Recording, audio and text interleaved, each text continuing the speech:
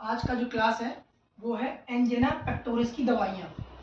जो BSc nursing second year है उसमें फार्माकोलॉजी है, उसका टॉपिक है। क्वेश्चन पूछा गया है कि एंजेना पेक्टोरिस में कौन सी मेडिसिन यूज होती है। तो सबसे पहले बात करते हैं एंजेना पेक्टोरिस है क्या। तो angina pectoris is a discomfort that occur when a part of your heart does not get enough blood and oxygen. मतलब एंजेना पेक्टोरिस एक ऐसी कंडीशन है जिसमें चेस्ट पेन होता है, इंसान को डिस्कम्फर्ट फील होता है। क्यों? क्योंकि जो अपने हार्ट के पास में प्रॉपर तरीके से ब्लड नहीं पहुंच पाता है और ऑक्सीजन नहीं पहुंच पाता है, उस चक्कर में अपने चेस्ट में पेन होने लगता है।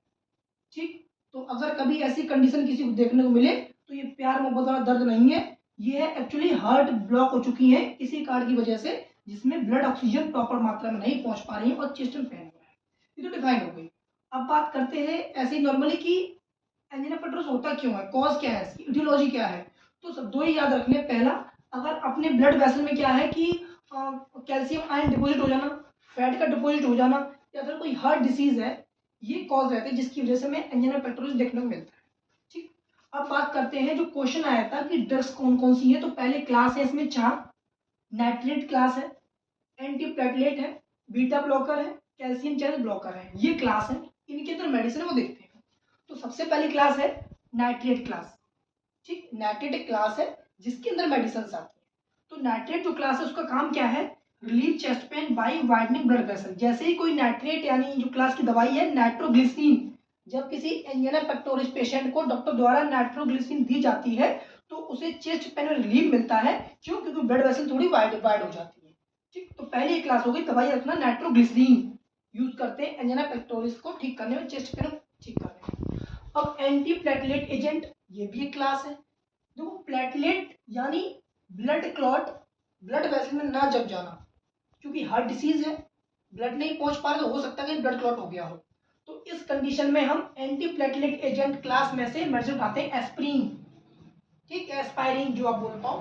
तो जब ये मेडिसिन दी जाएगी तो जो कहीं गलती से ब्लड क्लॉट जमा हुआ होगा तो वो रिमूव हो जाएगा, चेस्ट पेन में आराम मिलेगा और जो ये एंजिना पेक्टोरिस ठीक होने के चांस हो जाएगा। सी, बीटा ब्लॉकर। बीटा ब्लॉकर भी क्लास है जो एंजिना पेक्टोरिस की दवाई के लिए यूज होती है। इसमें जब किसी इंसान को बीटा ब्लॉकर क्लास से मेटाप्रोलोल, एटेनोलोल, दो मेडिसिन में से कोई एक मेडिसिन डॉक्टर द्वारा दी जाती है तो उसे ब्लड वेसल रिलैक्स मिलता है और जो हार्ट का, यहाँ पे हार्ट लिख लिया, दिल है, हार्ट का वर्कलोड है वो कम हो जाता है, जिसकी वजह से चेस्ट में पेन हो रहा था वो नहीं होता। B, next class calcium channel blocker.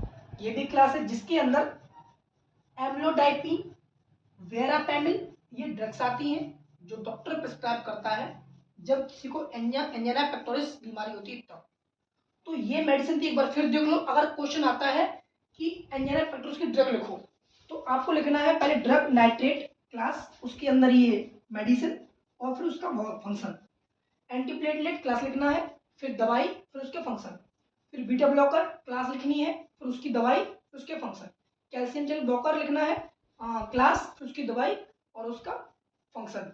तो ये जो मेडिसिन थी एंजिना पेक्टोरिस को फिर याद रखना।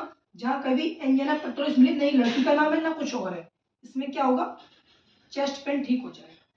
आज के लिए इतना ही, फिर मिलते हैं नेक्स्ट।